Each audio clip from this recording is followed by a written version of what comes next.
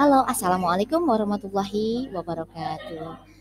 Eh, Anak-anak hebat, bertemu kembali dengan saya Rima Nurkomala dalam Yuk Belajar Bahasa Indonesia. Ya, di akhir semester ini kita akan masih membahas tentang teks cerita pendek.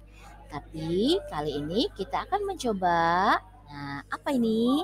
Ya, betul sekali, cara membuat cerita pendek bagi pemula. Nah, ini pasti dipastikan akan mudah ya. Nah, seperti apakah caranya? Pertama, luangkan waktu untuk menulis cerita pendek.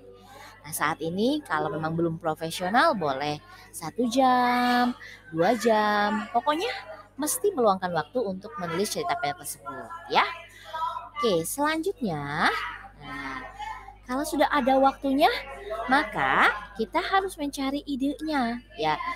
Apa sih hal yang akan kita jadikan ide atau tema atau inspirasi untuk cerita yang akan kita buat. Nah, ide ini banyak sekali ya. Boleh juga kalian buat idenya dari hobi kalian sendiri masing-masing ya, atau cerita yang pengalaman yang pernah kalian alami sendiri. Itu banyak.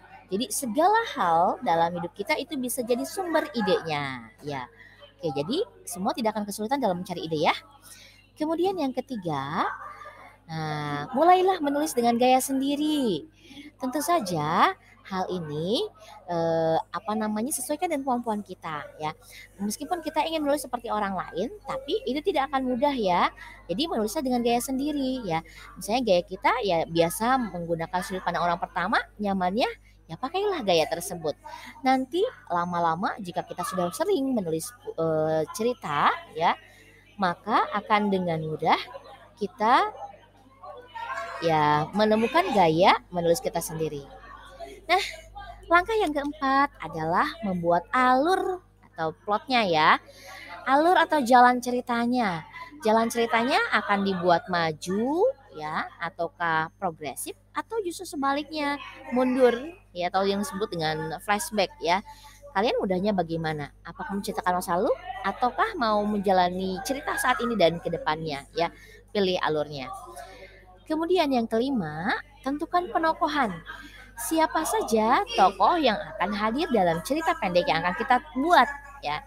Tokoh utamanya siapa, kemudian tokoh antagonisnya siapa dan tokoh tritagonisnya atau pendampingnya siapa ya. Mulai tentukan ya. Namanya siapa, karakterisasinya seperti apa. Mulai belajar menentukan tokoh-tokohnya, karakterisasinya dari tokoh yang kita buat. Nah, bagian yang keenam, tentukan latar atau settingnya. Latarnya di mana? Ya, latar waktu. Kemudian latar waktunya kapan? Kemudian latar tempatnya di manakah kejadiannya? Kemudian suasana yang muncul seperti apa? Agar pembaca pun bisa merasakan ketika misalnya suasananya sedih, maka pembaca akan merasakan kesedihan tersebut dengan bantuan latar suasana yang kita hadirkan, ya. Jadi, kalian tentukan di manakah, kapan, dan bagaimana suasananya. Nah, kemudian membuat sudut pandangnya mau bagaimana? Kalian lebih nyaman menggunakan orang pertama atau orang ketiga? Kalau orang pertama berarti kalian menggunakan sudut pandangnya dengan kata ganti aku. Misalnya, akan kuceritakan sebuah peristiwa dalam hidupku. Nah, itu berarti menggunakan sudut pandang orang pertama. Sedangkan kalau menggunakan sudut pandang orang ketiga, kita menggantikannya dengan nama tokohnya atau dengan kata ganti dia. Oke, sampai sini bisa paham ya? Nah, terakhir apa? Oke, yang terakhir adalah selamat berkarya ya. Tidak ada lagi tips yang bisa diberikan kecuali ini ya. Kemudian juga 3 hal boleh ditambahkan. Apa sih 3 cara untuk jadi penulis? Oke, yang pertama adalah menulis, 2 menulis dan yang ketiga adalah menulis. Maka praktiklah menulis untuk membuat sebuah karya sastra. Terima kasih, sampai bertemu lagi nanti. Assalamualaikum warahmatullahi wabarakatuh.